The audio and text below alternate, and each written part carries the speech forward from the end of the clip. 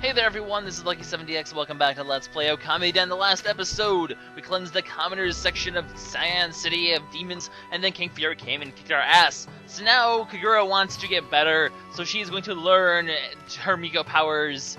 Even though that's what King Fury wants. He wants the Miko powers, because for some reason, and also, suddenly we get a new weapon, we get some beads. I forget if they actually have another name, but I'm going to call them beads, because I don't remember. Now, I really like these weapons in Okami, but in this game, I suck with the beads. I just do not think they're that good. There's one situation where they're really good, but otherwise, I don't know. I'm gonna stick with the glaives. I'll show one fight of them just to show off how they work, but I don't know. They just don't really.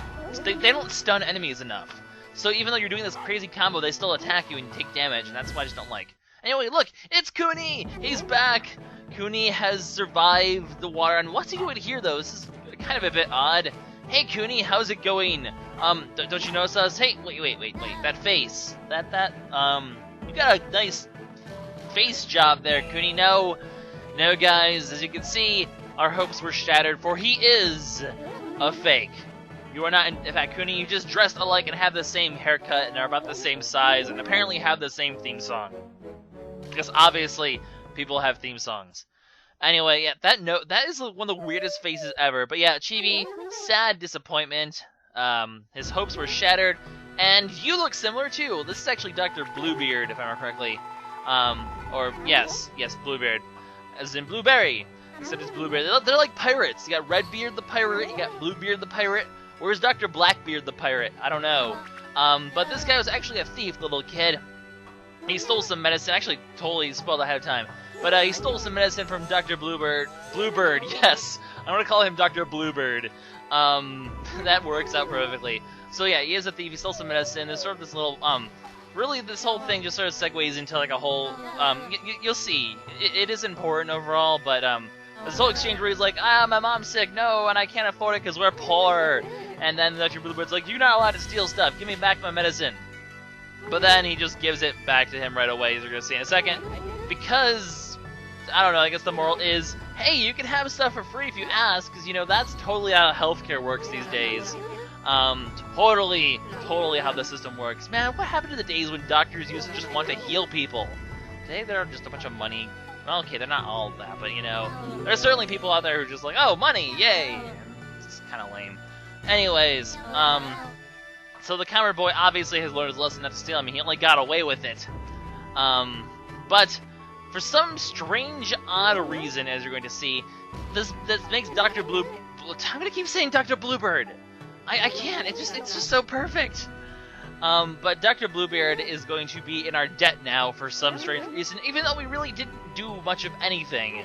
We really did nothing that's debt-worthy, but this will come back to play later. He's going to give us some herbs, but they're not ready quite yet. If you combine the buds, they can make a powerful medicine. Think back throughout the game, and you might be able to guess what that powerful medicine will be used for at some point. But an ounce of prevention is worth a pound of cure, so we have some herbs that will be getting later. But that's for, like, well into the future. This isn't anything we're going to deal with quite yet. Kind of odd that they introduce us. There's a lot of concepts in this part of the game where, like, they introduce these concepts and then they just sort of completely, like, toss them aside for something else in the future. Which, I mean, everything is going to come together. There aren't that many loose ends in this game. But, I don't know. I kind of think it's a little bit weird. Anyways, so we're going to go ahead, head through here. We're going to go ahead and find ourselves a nice, shiny, red history scroll right here. Not really anything too important. Like I said, I'll show off all the history scrolls in an extra video at the end of the project. So I won't bother looking at that right now. There's no time to waste reading. Kagura has to get to her training, and just look across the bridge. Before we do that, though, there's a couple trees to bloom, and there's actually some goodies we can go get, so I'll go ahead and just quickly go grab some nice stuff, and then we'll be able to be on our merry way.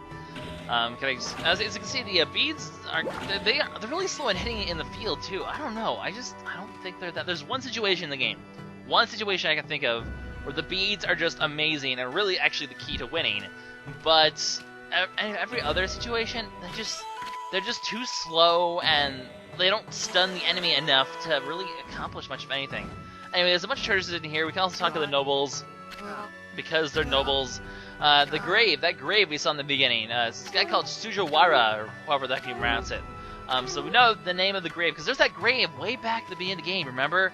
like in the opening cutscene of the game, that just sort of shatters. Also, there's some treasure behind these curtains, so goodbye curtains, I'm gonna slash you open. That's right, aristocrats. I'm gonna fight this system, I'm gonna break your freaking curtains! What are you gonna do? What are you gonna do? Breaking your curtains. What now?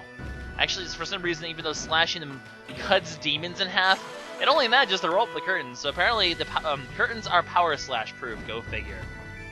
Anyway, there's a Masterpiece Part 4 over here. We're not even halfway enough Masterpieces Part 3, but we already have Part 4, which is a little bit odd, but you're gonna see that Masterpieces Part 4 and 5, we're gonna get a bunch of them sort of just randomly throughout the this part of the game, so we'll sort of be collecting all of the last 3 Masterpieces sort of at different times. Kind of a bit odd how that works, but yeah.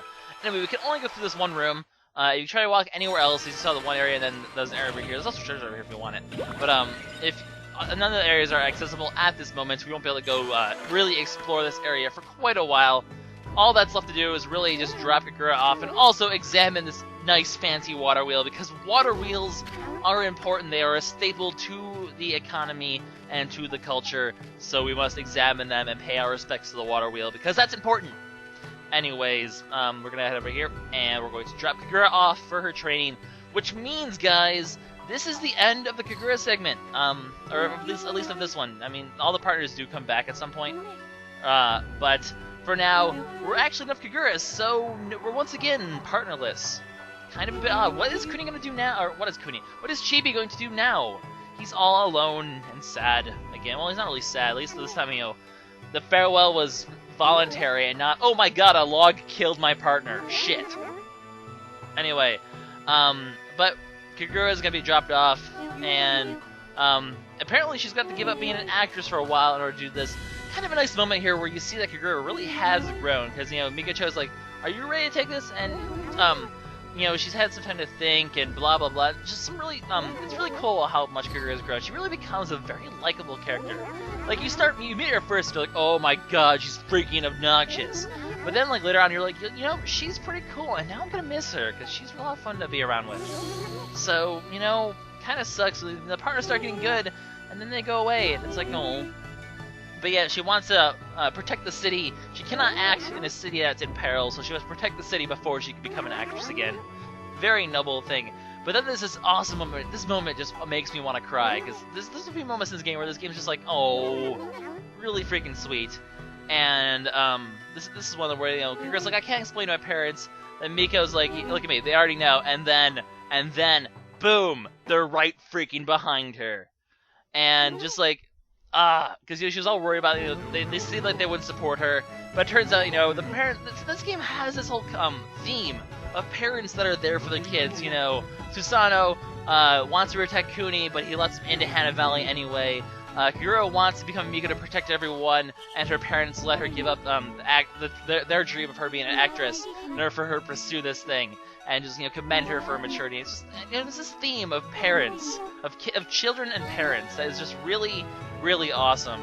Definitely one of the nicer things about this game is, like, the whole concept of, you know, parents and children, like I said. And so, you know, the whole Kagura thing has wrapped up to a pretty happy ending. However, sad face, this is it. It's time for Chibi to go on his own again. We're gonna be alone, we're gonna be partnerless, we're not gonna be able to go to Yakushi Village anymore, which is unfortunate. And it was short, it's only been like, what, 6 episodes of Kagura? Just you know, such a short-lived moment. Then again, we only had like 4 of Nanami, so I guess that doesn't really, I guess, you know, she still isn't that short compared to other ones. But Chibi has to walk away, Kagura waves goodbye. She even does the whole classic, like, chase after him thing in a little bit, as you're gonna see. As she's waving, yeah, here we go, the chase after, like, well, it's not really come back, she's actually shooing him away, but, I don't know, it is kind of a bit of a sad farewell, but, you know, any farewell is sort of sad in a sense. They were really good partners in the end. But Chibi is on his own now, but hey, it's another cutscene! I mean, well, obviously it's another cutscene, we really don't have any direction to go in yet, and random person! And this is where things start to get interesting, because we meet a new guy named Kurao, and obviously being a kid, he's gonna be our new partner. So congratulations, we lose one partner, we immediately get another one. Boy, do we partner swap really fast. But if you guys have played Okami, he might look a little familiar. this just keep it in the back of your mind for later. This Kurao. Well, first of all, Kurao is going. I can't actually say his name yet, but his name is Kurao. He is quite possibly the most important partner in the game. Actually, 22 episodes in, and we're just being the most important one. I mean, go figure. But overall, I feel like you use him the most, and he's definitely one of the ones that really the plot really revolves around him a lot. And the main overall plot. You'll see why as we go through the game. So we can't go back there anymore because Kurao doesn't want to get cut by the guards. I don't know. Hey, there's people here. Hello, people. How's it going, people? And this guy right here is going to be our next little manifest quest thing. So in the next area, we're going to actually find a bunch of journals. We're going to collect all the journals. There's 8 of them this time, surprisingly. So we have our work cut out for us this time, that's for sure. And you can sort of talk to here. We're kind of going to get a little sense of what's coming next in the future of Okamiden. We're talking about this investigation to the runes, and how people were lost in the runes, how they were attacked in the runes. These runes obviously are going to be a major fact. Kurao's whole story sort of revolves around these runes, in fact.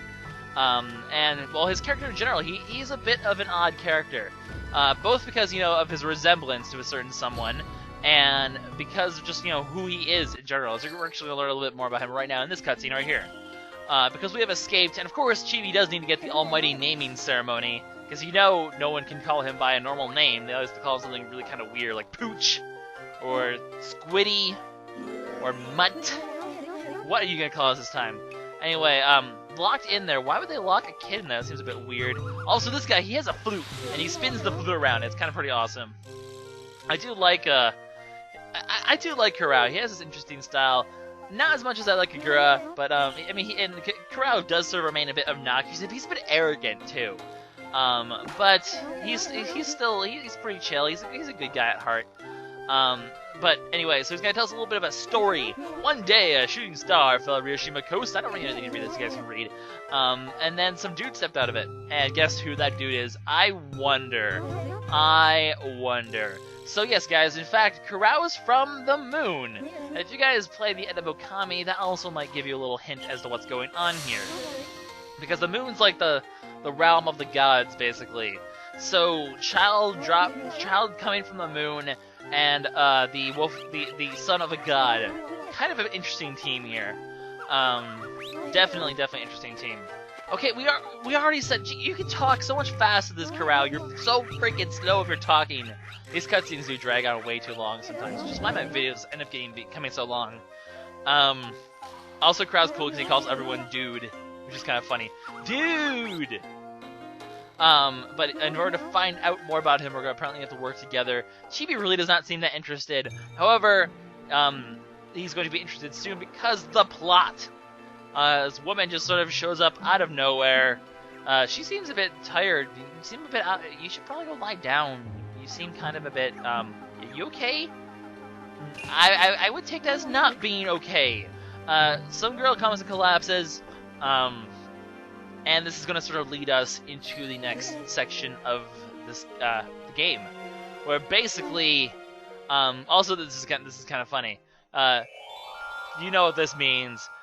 Apparently she's pretty, according to the rosy glow, and the fact that Kurao is sort of well, he's not really a ladies' man. It's more like, for some strange reason, he gets attracted to this woman. So you get this kid falling in love with a woman. I guess, that makes sense. You have boys falling in love with, like, their babysitters or older women all the time when they're kids. But still, kind of a bit of an odd pairing. And yes, her name is King Fury, but we know who this King Fury person is. That's right, Kurao's villain actually ends up being King Fury. So there's this whole Kagura King Fury thing, and they set that up, and then all of a sudden Kurao goes in and he's like, no, King Fury is mine, he is my villain, screw you, Kagura, and it just sort of ends up being him. Because, well, you'll see why in the end, King Fury is almost more interesting as a villain for Kurao than it is for Kagura. It is kind of weird they switch partners like that in the middle of a sort of a plot thing, but, and suddenly, Kagura's main villain ends up being Kurao's, but, I don't know, kind of weird. But he's leading an army to the runes, which is the place where he came from. So those runes apparently are the remnants of however he came down here, this shooting star thing. And this guy, King Fury, is apparently interested. He's apparently that guy Sujiwara, who we were talking about earlier, whose grave shared at the beginning. So King Fury is actually what came out of that grave that shattered at the beginning. Kind of a bit odd. You know, all the pieces are slowly coming together to plot here. Also, Kurao, that is sexist. I'm sorry, that is very sexist. But the inventor Jen, apparently a genius for his time, is trapped there as well. So we have to go stop King Fury. We have to go rescue Jen. Basically, it looks like the next place we're going, guys, is the ruins. And that is, in fact, going to be our next dungeon. Although, it's going to take another episode to get over there. Because I do have some other side quest things. Also, he calls him Ben. It's not Ben, it's Jen, or Gen. Jen, Ben, Gen. I don't know how you pronounce it. It's not Ben, obviously, but Gen or Jen. I don't know. G's can be pronounced like 2 different ways sometimes. And Kurao's like, I'll save her for you, because he's sexist. He's like... he does seem a bit sexist. Like, I can't let a beautiful thing go. Like, I mean, maybe there's this whole like feminist, like female independence, but it's like it almost seems like it's like no ladies can go to the ruins and save the world. Only the men can go save the world. Oh, you Kurao. He does come across a bit arrogant and out of touch in a sense. He does spin his flute around though. Also, his laugh is really, really funny. You'll see it in a little bit if we haven't seen it already. Anyway, so Chibi's like, you know what? I don't necessarily like you, but we gotta go help this lady out. So Chibi and Kurao are now going to be teammates. And here we go. Here's the name. His name is going to be Boy or Dude. I guess not as insulting as before because he calls everyone Dude. Also, that's the laugh. Really sort of high-pitched, squeaky laugh. It's kind of weird. Actually, kind of funny. It's a really funny sound effect. But Kurao is going to be a new partner. We're going to do the usual epic pose, which will be delayed by the fact that apparently flutes can be used as helicopters. Because demon magic, clearly. And epic landing. And the partnership has been formed. So Chibi and Kurao are now partners for life. Well, no, just partners. Obviously, that'd be a really creepy sort of thing. Anyway, so what we're going to do for the rest of this episode is head over here because there's actually another guy who recruited Yakushi Village. So we're going to do a couple of Yakushi Village things. I mean, we did get new beads, and if you have 2 lucky coins, you can upgrade those beads into stronger beads. I mean, no, I don't use beads. I know I said I don't like them. I'll still upgrade them anyway, just for the sake of upgrading them. So we will get, I will get the better beads. They will be useful later anyway, for that one moment where I said the beads are very important. So overall, it is worth it. And then also just get the praise from these guys, because, you know, extra praise can really to extra levels, and that can always be very handy, especially, you know, when an extra health pot would actually be pretty great. As you saw against the last boss, things got pretty close to being bad. So you do gotta be a bit careful about that. Anyway, so yeah, one quick trip to Yakushi Village, and then we'll wrap up this episode, and we'll move on with things next episode. So no, I want to go to Yakushi Village. Jin, use your teleportation powers now! Thank you very much. Anyways, so yeah, we'll just quickly talk to those guys. We'll actually be able to get a couple of we'll be able to actually start another one of those manifest side quests. There are a few that are unlocked within Yakushi Village as well, just for extra praise, because, you know, extra praise is always good. There also is there's 2 new buildings. One that comes from the sake brewer guy that we got last episode. He makes a new building, and then when you have 7 people around, which we actually do, we have exactly 7 now. Once there's 7 people, you can the hot springs will open up, and that will be important for later because you actually need the hot springs to recruit a few other people as well. So now that we have that all taken care of, we'll quickly talk to this guy, upgrade our weapons, and then we'll go explore the new buildings, and that, like I said before, that'll be the episode. So, we'll just go, you can give this guy lucky coins ahead in advance. It doesn't really make any difference if he has 3 or 2. As you said, he needs 5, then I can't make it! Really? I'm out of demon fangs? Really? I haven't got enough of those? Well, shit. Well, that's annoying.